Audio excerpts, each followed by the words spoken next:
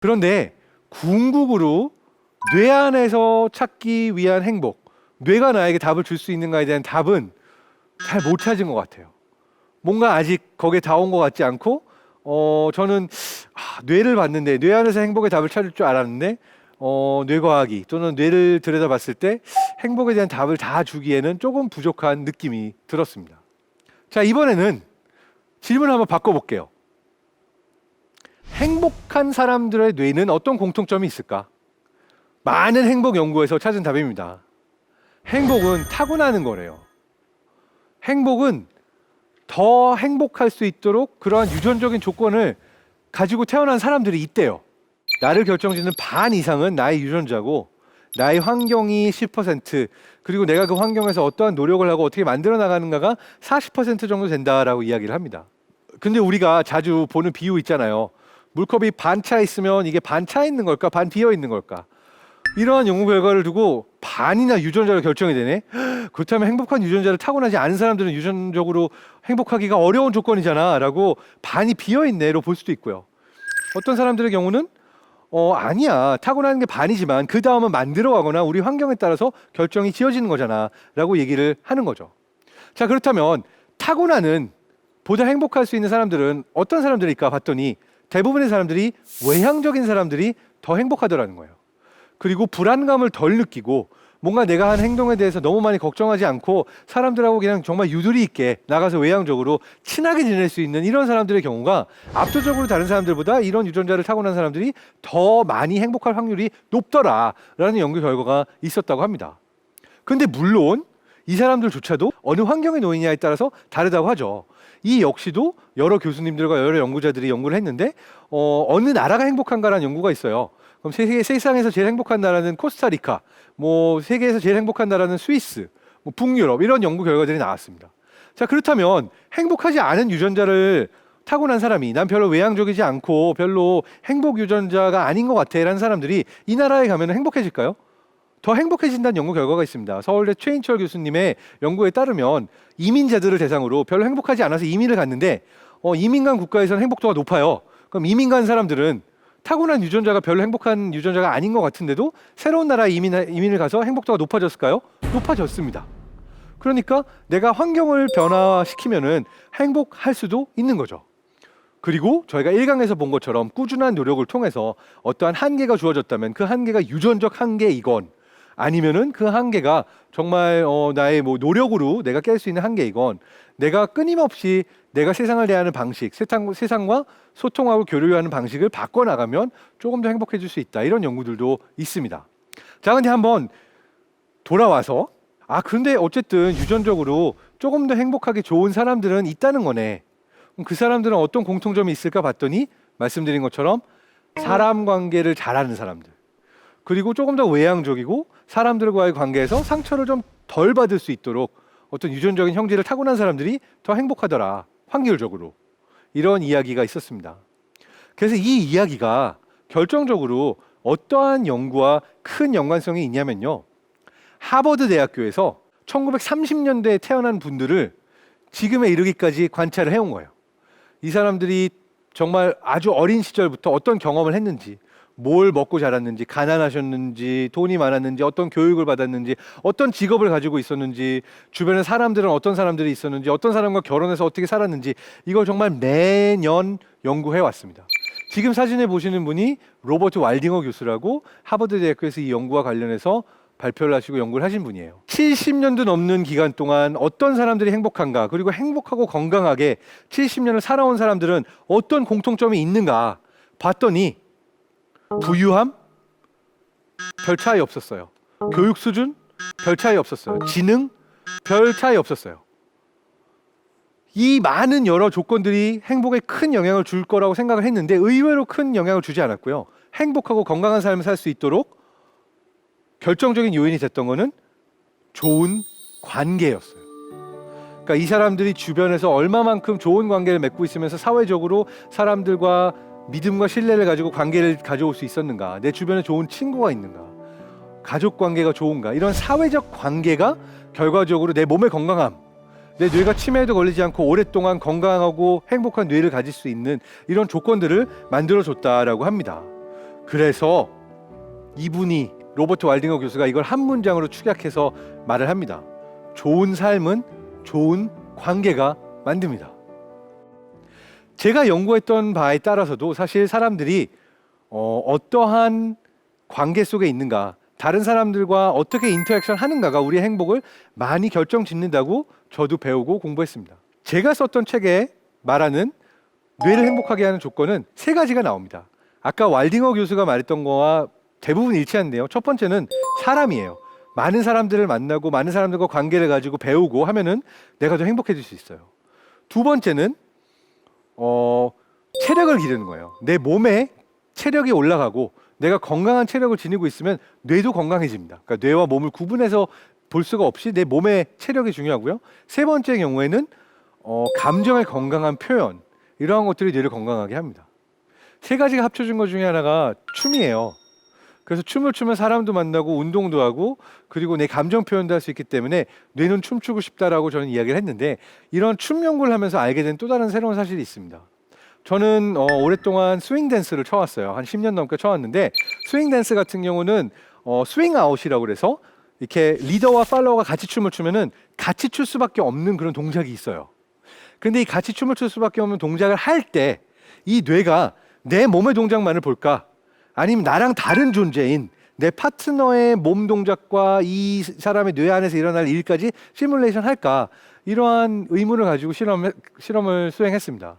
그랬더니 신기하게도 제가 알아낸 것은 내 뇌가 다른 사람조차도 마치 내 몸의 일부인 것처럼 뇌 안에 담아두고 함께 시뮬레이션해서 같이 춤을 추는 순간만은 마치 내 뇌가 우리가 연결되어 있는 한 존재인 것처럼 다른 사람의 움직임까지 시뮬레이션 하더라.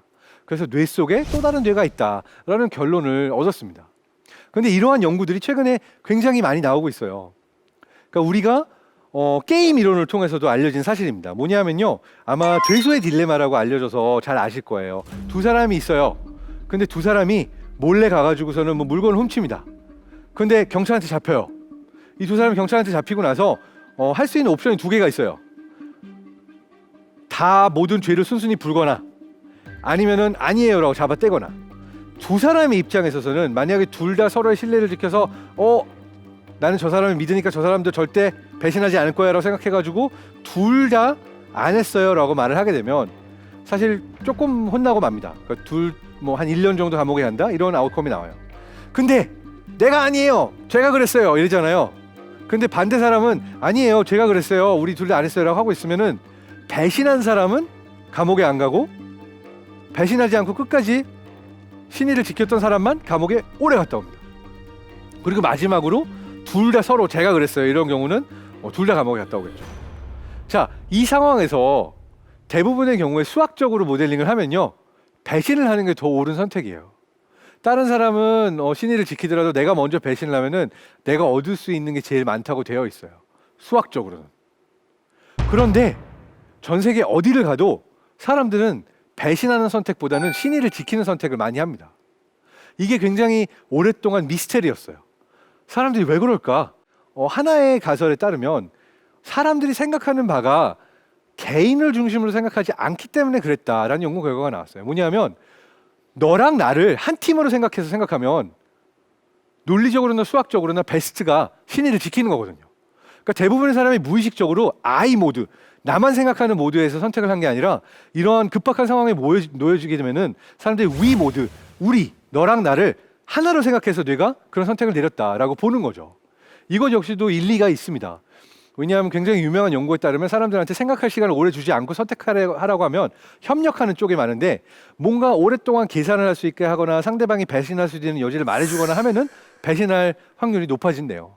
자, 다시 돌아가자면 제 연구나 방금 게임 이론의 연구나 합쳐보면 우리 인간의 경우는 의외로 나 혼자만 생각하는 것이 아니라 다른 사람을 늘 시뮬레이션하고 있다. 그리고 뇌 안에서조차 다른 사람에 대해서 반응하고 있다라는 연구가 최근에 뇌과학, 사회인지뇌과학의 연구들입니다. 지금 이 강연을 들으시면서 그렇지, 나도 다른 사람을 보면 그 사람에게 반응하도록 되어 있어. 이 강연을 보면서 나 공감한다라고 하면서 이해하시거나 공감하시면서 끄덕끄덕하고 계시다면 이 강연을 하고 있는 저의 뇌파와 이 강연을 듣고 계시는 이 청자의 뇌파가 한 6, 7초 시간차를 놓고 똑같은 패턴으로 싱크되어 있을 거라는 연구 결과가 2013년도에 프린스턴 대학교에서 나왔어요. 그 이후로 거의 7, 8년 동안 연구가 됐는데 이 뇌파가 싱크되는 연구가요, 한 연구로 끝난 게 아니라 굉장히 많이 보여줬습니다. 서로 좋아하는 사람끼리는 같은 영화를 볼 때 뇌파가 싱크가 되고요, 서로 친한 사람끼리 수다를 떨면서 와 진짜 우리는 마음이 너무 잘 통해 이럴 때도 뇌파가 싱크가 됩니다. 마치 악기 같지 않아요? 사람의 뇌가 멀리 떨어져 있는데도 똑같은 소리가 들리면 바이올린의 현과 하프의 현이 공명을 하거든요. 그것처럼 우리가 같은 생각을 하고 같이 느끼고 같이 공감할 때 우리의 뇌는 같은 뇌파로 싱크가 된다. 저는 이게 굉장히 아름다운 연구 결과라고 느꼈습니다. 여기서 한 걸음 더 가서 설명해 드리면, 우리가 언제 뇌파가 싱크가 될까요? 누군가의 이야기를 들어주면서 그 사람의 마음과 생각에 공감하고 이해할 때 싱크가 돼요. 그런데 우리가 공감과 이해가 언제 가장 필요한지 아십니까? 내 마음이 너무너무 힘들어서 누구에게도 하지 못할 말들이 있어요. 당장이라도 무너질 것 같아요. 정말 어디 가서 더 이상 버틸 수 없을 것 같은 순간이 왔어요. 이 순간 우리가 어떻게 하나요? 견디다 못해 심리 상담사를 찾아가거나 정신과 의사를 찾아가거나, 그럼 이분이 뭘 하나요? 온전히 공감하면서 제 이야기를 들어줍니다. 이거를 목사님께, 신부님께, 내가 믿는 어느 멘토분께 찾아가거나 아니면 친구, 언니, 오빠, 친구, 형, 나 술 한잔 사줘. 아니야, 나 커피 한잔 하자 하면서 내가 내 이야기를 누군가에게 하는 순간, 그리고 그 사람이 공감을 하는 순간 우리의 뇌파가 연결이 됩니다. 우리의 뇌가 같이 공명을 합니다. 그리고 이 순간 치유와 힐링이 일어나잖아요. 사실 이 모든 상황을 공통적으로 봤을 때 치유와 힐링이 일어나는 게, 내 뇌파를 누군가의 뇌파에게 맞춰줄 때 우리가 같이 마치 한 사람처럼 각자의 뇌 안에서 이해하고 공감할 때 우리는 치유받는 겁니다. 그래서 저는 이러한 뇌의 메커니즘이 우리를 행복하게 만들어가는, 우리의 행복을 만들게 하는 하나의 진화된 산물이라고 이야기를 합니다. 그리고 잘 생각해보면 나를 가장 행복하게 하는 건요, 그게 돈이건 미소건 사랑이건 나 혼자의 행복보다 누군가 내가 좋아하고 사랑하는 사람과 함께 할 때 행복이 가장 큽니다. 그리고 내가 누군가의 이야기를 들어줄 때, 우리가 서로 이해하고 공감할 때 뇌가 또 행복합니다. 하버드 연구에서도 본 것처럼 가장 행복한 사람들의 뇌는 사회적 관계 속에서 나를 이해해주고 공감해주는 사람들이 있는 사람들이 가장 행복했습니다. 자, 그러면은 원래 질문대로 돌아갈까요? 뇌 안에 행복이 있을까요? 저는 행복이 숨어 있다고 생각합니다.